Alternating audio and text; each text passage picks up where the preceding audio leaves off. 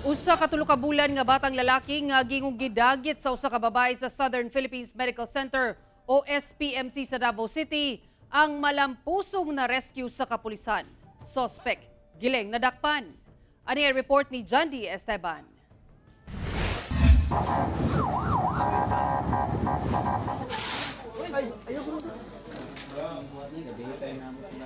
Dayong gidakop sa Bahada Police, kining usa ka babay sa mismong balay niini sa mental relocation sa Tugbok District sa Davao City. Ang babay midagit matud pa sa usa ka baby sa Southern Philippines Medical Center. Ang suspect na ilhang si Rialyn Herrera, 36 anyos, kinsa taga Zambales ug magduha ka tuig pa lang sa Davao City. Gidakop ta mo karon sa pag-kidnap nimo sa bata. Doon na kay katungod nga magpakahilom. Maski unsa nga imong isa-isay mapanahon sa investigasyon, mamahimong gamiton bato kanimo na kay katungod nga mo abogado, kasaligan nga imong pinili. Kung di ka makasarang og abogado, tagaan ka libre sa gobyerno, nakasabot ba ka? Ang suspect nakuhaan sa CCTV camera nga gidala ang bata pagawas sa SPMC alas 5:30 Huwebes sa hapon. Lisod siyang mamayungan kay nakamask. Apan, dihang gipost kini sa Bahada Police Station sa ilang social media account. Duna dayoy mihatag og impormasyon sa gikahimutangan sa suspect. Butang nga paspas nga girespondihan sa kapulisan sa pakigalayon sa CSWDO alas 10 Biyernes sa buntag. Ang bata nasayran nga usa ka lalaki ug tulo pa lang kini kabulan. Dali kining gidala sa CSWDO sa ospital kuyog ang mga ginikanan aron mapa-check up. Samtang ang suspect gikustodiya sa Bahada Police Station.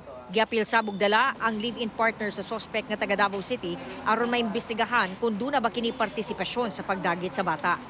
Suma sa suspect, igora unta daw niya ipakita ang bata sa ihang kapuyo nga sige matud pa og pangita sa ilang anak kay wala kini masayod nga nawala pod ang ihang anak usa ka bulan sukad nga nahimugso kini kay kuno gikuha sa nagpaanak kaniya. Alam ko naman po kay bala ko naman pong ibalik yun pinahanap ko na yung anak ko.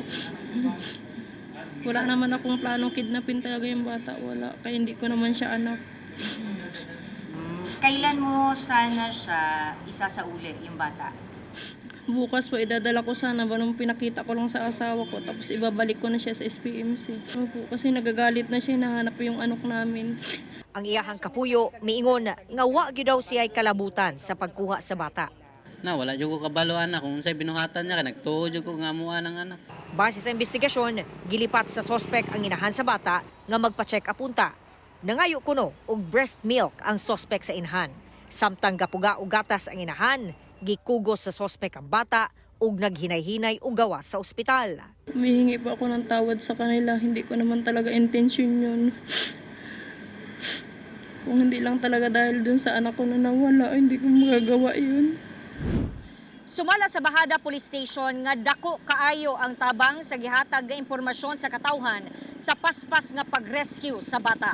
Kung magtinabangay kitang tanan, no, ang atong kapulisan o atong komunidad magtinabangay, walay rason nga dili masulbad nato tanan krimen, no. Kasong kidnapping ang atubangon sa suspetsado. Kauban si Jojo Solarte sa kamera. Ako si Jandy Esteban para sa One Mindanao.